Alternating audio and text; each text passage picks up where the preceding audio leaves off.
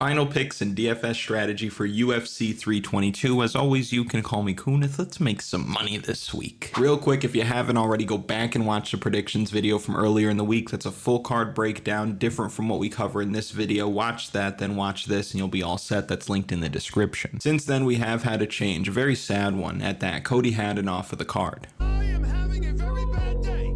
What is dead may never die, but now we have a fight with Malcolm Wellmaker fighting, I don't know who the guy is, but Malcolm Wellmaker is going to win, and it's very important for DFS this week. We'll touch more on that as we're going through, but we're going to start with value plays. So these are going to be plays at 8,000 and below, basically underdogs that you need to make everything work salary-wise. I have a few for you. Zhang, Weili at plus money in any format on your sportsbook and DFS, whatever the case, is just absurd. I get that one person's got to be favored in the fight, and I get that the champion should be the one who's favored if it's so close on paper, but Zhang Weili at 8,000 cannot be overlooked. She simply does things that Valentina Shevchenko does not do. She throws way more strikes, lands way more strikes, sits in dominant positions, and is landing ground and pound from those positions for longer periods of time. I think she's a better finisher at this point in her career as well. She was inexplicably in the same position last time out against Tatiana Suarez. I don't know what people thought was going to happen with Tatiana Suarez, but she ends up putting up 100 and almost 12, 111.6. That's a lot of points as an underdog, especially coming in a little bit under-owned that week. Look at 232 strikes landed, absurd. 155 against Yan Xiaonan, 190, nearly 200 points against Amanda Lemos. Like the highest scoring ceiling on the card by far. Zhang Weili's got to be in value play consideration. If we start going down, I know people are going to be interested in playing Chepe. He scored really well in the past. The underdog there, even as a favorite, almost 140 Draftkings points. You really can't ask for more, right? So Chepe Mariscal, if you want to play him, cool. Not somebody I put in my value play consideration because I think Sabatini's the clear side. Same deal with Michael Morales. We've seen him knock guys dead in round one. He can certainly do that against anybody in the world. I think Sean Brady's just so much better on the mat and so much better at getting the fight to the mat than the guys that Morales has seen recently, that Brady's not going to have too much of a problem getting the fight where he needs it. I don't like Morales this week. Roman Kopylov, though's got to be in value play consideration. I think Kopylov and RoboCop is one of the more important fights on the card, considering where the pricing is and the fact that this fight's definitely going under 2.5 rounds. Roman Kopylov's not really the kind of guy who's going to string losses together. He goes on these long win streaks, might drop one here and there, go on these long win streaks again. You look at the fighters that he's losing to, Fluffy Hernandez, that happens to everybody. Paulo Costa, people look at it in hindsight and say, oh, he got beat by Paulo Costa, he's trash, right? But on the fight, the night of the fight, the week leading up to the fight, people were singing Kopylov's praises. I'm a Kopylov guy. I wasn't even there. Because styles make fights, and I thought that Paulo just had a style that Kopylov wasn't going to be able to handle. That aggressive,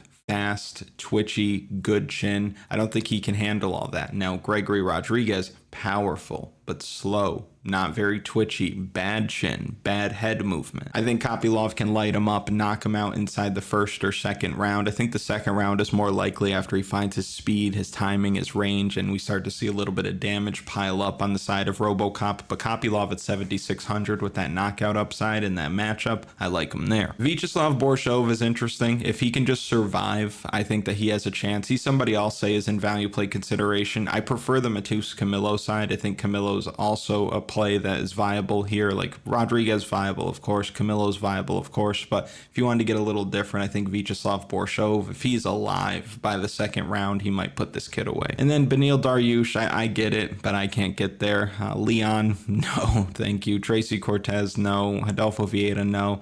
The other side of the main event, of course, the main event and the co-main event are going to be the fights you need to get right this week. We're big on getting different, right? You don't want to split your winnings at all if you don't have to. You want to try to take it all down by yourself. But I think that this is a card where you can't avoid the 5-rounders. They're very important with the style of fight and with the pricing that you have here. JDM over 5 rounds, I just have a hard time seeing him not break 100 Draftkings points. The only times he hasn't broken 100 Draftkings points are in 3-rounders where he went to decision or got that late knockout. But I think if he is winning this fight, it's because he's landing a lot of strikes, he's getting out ahead early, and he probably finishes the fight in the 4th or 5th round. And even if he doesn't find a knockout, his output is so high that he can still still break 100 DraftKings points. We saw it against Belal Muhammad scoring 106.8 DraftKings points and not getting a single takedown in that fight, not really having much control time either. It's the volume, it's the amount of time he has to work with, it's the opponent. These are going to be the value plays that we land on. We'll use them to build lineups. Before we build some lineups though, if you haven't already, like the video, subscribe to the channel, comment something for the algorithm. Now let's take a look. We'll start by building your cash game lineups this week. I think the easiest way to go about this is stacking the co-main event. It's not a fight that's probably going to finish early. Valentina Shevchenko, Zhang Weili. And with 84.50 left over, here's what you do. You come down here and you grab your punt play, somebody who you don't think is going to get finished, or at least not finished early. The best punt play on the entire card, in my opinion, would be Jack Della Maddalena. Even if he loses, if he makes it into like the third round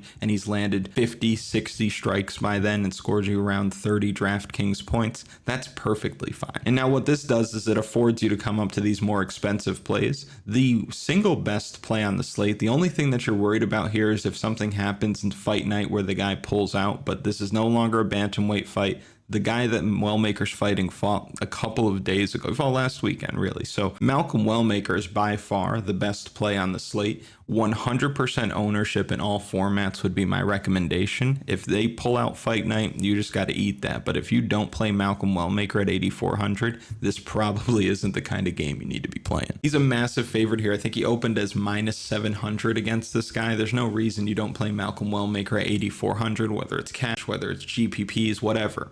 And now you have 9,200 left over, so you can come up here and grab some of the more expensive pieces. If you wanted to grab somebody like Prates, you could do that. And now with 9,500 left over, you can grab Klein, you can grab Daukaus, you can grab Blanchfield. I think either of those three would be fine for your cash games. Let's say it's Kyle Daukaus. I'm cool with this. If you want the official cash game core and the tournament plays and the must target play, you'll see all of that on the DFS strategy guide on kunithmma.com, as well as the official betting article of the week. That'll be linked in the description and in a pinned comment. Now we can build some GPP lineups so you can win all the money. The recipe for winning all the money, well, I'll tell you right now, it'll start with Malcolm Wellmaker. If you get nothing from this video, it's play Malcolm Wellmaker in the beginning. This is your cooking base. This is your chicken broth. This is your sofrito. This is what you put in the pot before you put anything else in there. Now you can start getting different. So let's say you wanted to come down here and grab some of the value plays. Let's say you agree on some of them. I'm going to go with JDM. I'm going to go with Zhang Weili. So this is really how you're going to start all your lineups this week. Hear me now, you imbecile. Hear me. I'm just kidding. You're not an imbecile, but here, this is what you start. This is what you start with: Malcolm Wellmaker, Jack Della Maddalena, Zhang Weili. If you don't like this, you could do Malcolm Wellmaker, Islam Makhachev, and Zhang Weili. If you don't like that, you can do Malcolm Wellmaker, Islam Makhachev, and Valentina Shevchenko. If you don't like that, you could do Malcolm Wellmaker, Jack Della Maddalena, and Valentina Shevchenko. Any combination of the two title fights in Malcolm Wellmaker is how you start all your lineups. They've made it very easy for us to build this week. But now let me build the one that I like the most. So I'm going to come here. I'm going to grab Zhang Weili. Now with 8,800 left over, I really like Sean Brady here. I really like Matus Camillo here. And again, I do think Vyacheslav Borshov is live, and I think he's got to be in value play consideration. I also think there's upside for this Brazilian kid to take him down and submit him in the first round. And now with 9,400 left over, I love Kyle Daukaus here. I think Kyle Daukaus is live to not only win in the first round, but to get another win inside of that first minute of round one. Gerald Meerschaert is just a corpse nowadays. And I think that Kyle Daukaus is so fucking hungry to get back in there and get some wins under his belt in the UFC. Blew the doors off of Michel Pereira. I remember picking him too and people saying, what?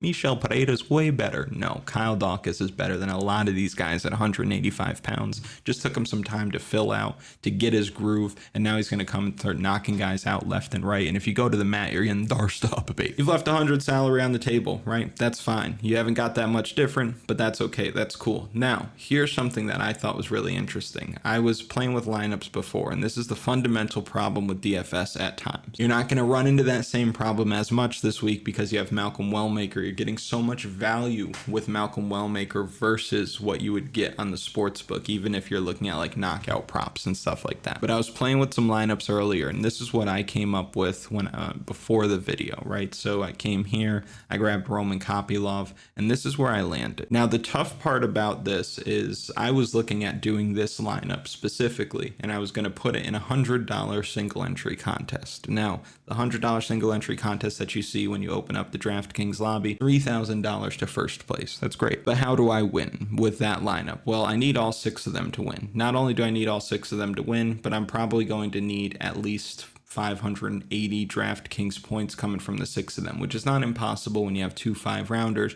But let's say Sean Brady just has to control Michael Morales, ends up dropping the 3rd round, scores 75 points. Let's say somehow Mateus Camilo goes the distance and only scores like 80 points. Let's say Kyle Daukaus gets a knockout, but it's in the 2nd round, and he wasn't really letting his hands go early and scores like 90 points. Now it's going to start getting harder to get up to the level that we want. Let's say Weili and Valentina have a really competitive fight, and Weili is only able to produce a DraftKings score of like 105 over 5 rounds, right? So not only do I need these 6 fighters to win, but I also need them to score better than a different combination of 6 if I want to come in first place. And I know between, whatever places there are, you can make money at this level and this level and this level, but we all strive for first place, right? I say that to say this. If you took these same 6 fighters and simply went over to your sportsbook and put them all money line in a parlay together, $50 bet would pay more than $3,000. And that's the fundamental problem with MMA DFS. Until they get somebody like me in there to fix it, they will continue to have this problem, right? So you have to kind of weigh your options here, because why would I trot out this lineup in a $100 single entry if I could just put $50 on this outcome? And then I could even do this, right? I'll take these 4 out. I can put a $50 bet on this one. So now the $100 that would have went toward the lineup ends up going to 2 different parlays. One that's going to pay more than $3,000 if all 6 win, which that's what I need anyway.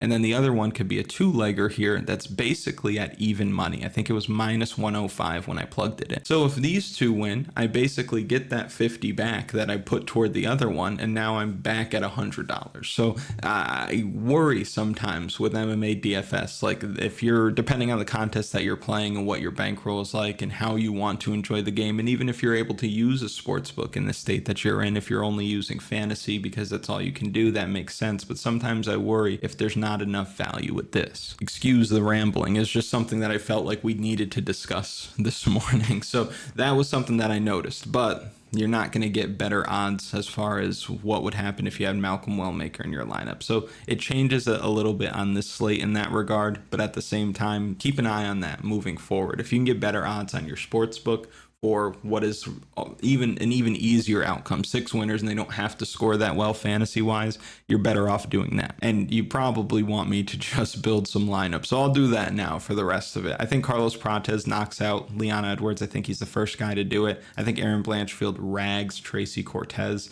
I think Susurkaev is live to get a 1st round stoppage against Islam Makhachev. And with 7,400 left over, this is where I probably come down here, grab JDM at 7,000 naturally. I might grab Vyacheslav Borshov, hoping that he survives that early storm, gets a late finish. And then with 7,800 left over, I'll grab me some Roman Kopylov. That's cool. But this is just me throwing something together, right? This is something that you would put in after you've exhausted the correct recipe, which would be, again, the main event, co-main event, and Malcolm Wellmaker, which, let me give you a look on that. So you have Malcolm Wellmaker, you've got Islam Makhachev, 8,100 left over. Let's say you went with Zhang Weili. Let's approach it that way. I'll come down here and I'll probably grab a Roman Kopylov for my troubles. I'll come down here and I can't grab JDM, right? Because I already have the other side of that matchup. So this is where I might go with somebody like Borshov. And now with 9,300 left over, you can come up here. Kyle Daukaus, again, very live for that early finish. You haven't left any salary on the table, but I think Borshov helps you get a little bit different, which is cool. Obviously, you're going to get some leverage one way or the other, depending on what side of the main event or co-main event you go on, or rather regardless of what side you go on. And the same with the Kopylov, because I think a lot of people will get to RoboCop as well. Let's start anew. We have Malcolm Wellmaker.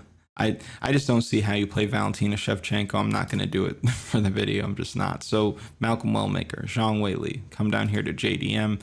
Now you want to grab, if you just focused on like the better grapplers in all these fights, you could just fill it out like this: Sabatini, Brady, and then with 9,800 left over, I mean, I guess you can come all the way up here to somebody like Fatima Klein, who might get Angela Hill down to the mat every round. I just worry a little bit that she's going to play punch and kick with Angela Hill and not score that well. This is a cool way to get different, right? You have that grappling upside. We've seen Pat Sabatini. In his wins, his average is pretty impressive. Erin Blanchfield just destroys slates when some of her wins. Same with Sean Brady, right? Last time out, 140. He has 165 against Burns. In the 3-rounders, he wasn't scoring as well against Chiesa, lost control toward the end of that one. But you look at these control time numbers, they're super high, right? And he's landing strikes from those positions as well. So I could see him scoring pretty well also. The sneakier plays along the way are like Pat Sabatini. I think Camilo is super sneaky at 8,700. People aren't going to want to play him, especially when you can get somebody like Benoit Saint-Denis, Sean Brady, Malcolm Wellmaker right there.